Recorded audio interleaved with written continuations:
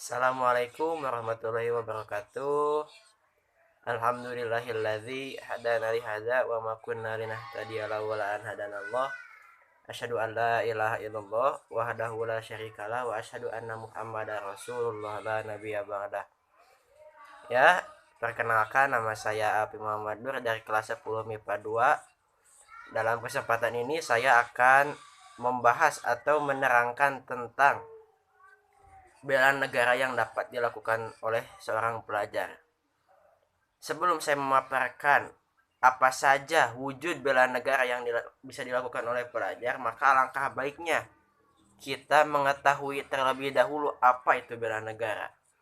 Nah, bela negara adalah suatu konsep yang berisi tentang patriotisme yang dimiliki oleh seseorang atau kelompok masyarakat tertentu untuk mempertahankan eksistensi suatu negara.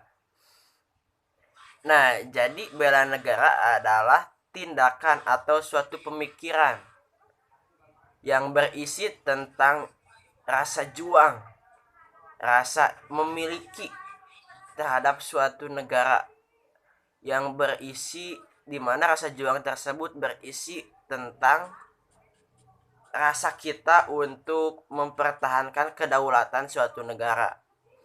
Nah, bela negara itu tidak harus dilakukan dengan cara perlawanan atau dengan cara peperangan, tetapi pelajar pun bisa melakukan wujud dari bela negara. Nah, ada beberapa wujud bela negara yang dapat dilakukan oleh seorang pelajar. Yang pertama adalah rajin belajar. Belajar adalah suatu kewajiban siswa.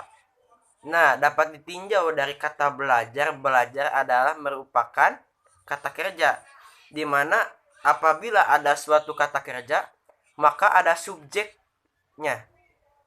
Maka subjek dari kata belajar adalah pelajar. Nah, dengan rajin belajar, maka dapat meningkatkan kualitas pendidikan di Indonesia sehingga dapat berdaya saing dengan negara lain di era globalisasi. Nah, mengapa belajar sangat penting?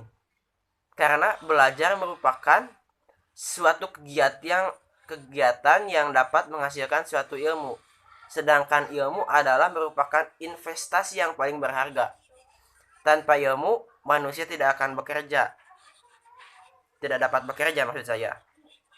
Tanpa bekerja, manusia tidak bisa menghasilkan uang.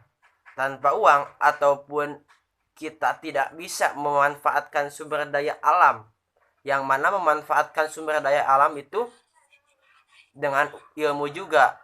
Nah, apabila kita tidak mempunyai uang atau ilmu tentang memanfaatkan sumber daya alam, maka kita tidak akan memperoleh makanan.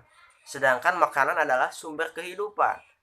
Nah, apabila kita sangat tidak memiliki ilmu, maka kita tidak akan memiliki kehidupan. Yang kedua adalah mentaati tata tertib yang ada. Orang yang hebat adalah orang yang dapat mentaati aturan yang telah disepakati bersama. Jika semua rakyat dapat mentaati aturan, maka hukum negara kita akan disegani oleh negara lain. Nah, dalam ruang lingkup yang paling sederhana bagi seorang pelajar, maka tata tertib di sini adalah tata tertib di sekolah ataupun di rumah, karena pelajar pun pasti memiliki tempat tinggal.